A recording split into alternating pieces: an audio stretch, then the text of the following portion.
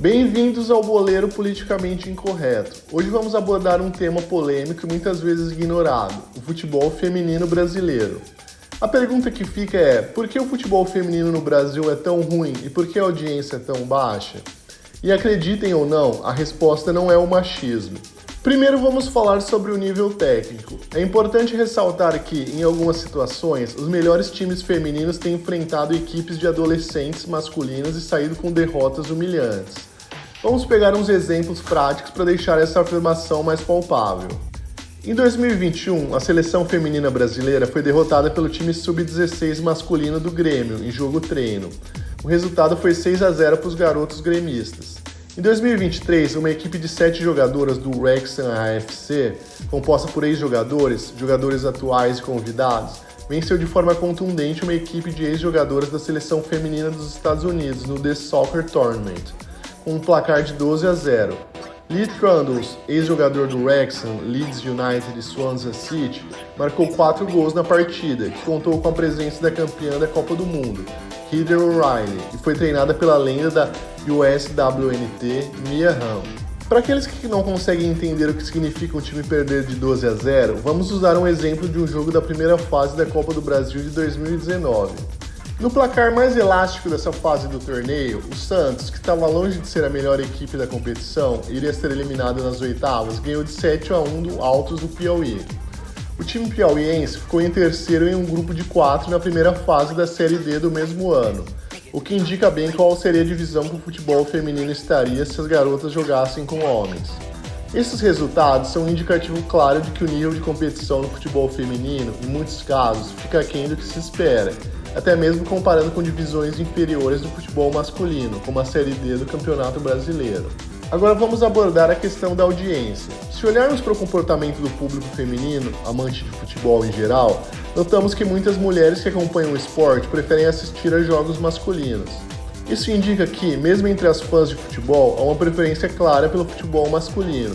Muitas mulheres já tiveram a experiência de ir a estádios para assistir a jogos de homens, mas a mesma paixão não se reflete nos jogos femininos. Isso levanta a pergunta, se nem mesmo as mulheres estão se envolvendo com o futebol feminino, o que podemos esperar do restante da população? Para se ter uma ideia de quão baixo é o interesse e as receitas geradas pelo futebol feminino, em 2024 o Corinthians, o time mais bem sucedido no futebol feminino brasileiro, estava comemorando porque tinha superado 3 milhões de bilheteria no mesmo ano. Em 2023, o time do Corinthians masculino, sem ganhar nada, arrecadou aproximadamente 90 milhões. Isso significa 30 vezes mais que o time feminino. Embora a receita de bilheterias não seja a única arrecadação, ela é um indicativo muito forte da disparidade de receitas geradas. Dessa forma, qualquer discussão sobre igualdade de salário beira a insanidade. Na verdade, as mulheres já recebem proporcionalmente algo próximo que os homens, se levarmos em consideração a receita gerada. Por exemplo, uma jogadora do futebol feminino do Corinthians que ganha 50 mil por mês, se multiplicarmos o valor por 30 para fazer uma conta de padeiro em relação à menor geração de receita de bilheteria, veremos que o valor é próximo do que ganha o Yuri Alberto no time masculino. Aqui é importante ressaltar a questão financeira. O futebol feminino no Brasil tem investido em jogadoras, mas muitas vezes o retorno financeiro não acompanha esse investimento. Há casos em que as jogadoras recebem salários que superam a receita que geram. Isso não é sustentável e levanta um alerta sobre a viabilidade do futebol feminino como um produto que pode atrair mais fãs e, consequentemente, mais investimentos. Não se trata aqui de proibir mulheres de jogarem futebol, obviamente que não. O problema é forçar os clubes já em situação financeira crítica a terem um time de futebol feminino e forçarem a aumentar salário com times de atletas que não geram receita. É preciso entender que os salários das mulheres de futebol já estão altos em relação ao que ganham e que esse negócio deve ser regulado pela lei da oferta e da procura, sem obrigar os clubes a terem equipes que não têm condições de ter. Em resumo, ao analisarmos o futebol feminino brasileiro, é necessário reconhecer que, embora haja um crescimento e um espaço a ser conquistado, ainda há muitos desafios pela frente. O nível técnico, a falta de audiência e a sustentabilidade financeira são questões que precisam ser abordadas com sinceridade.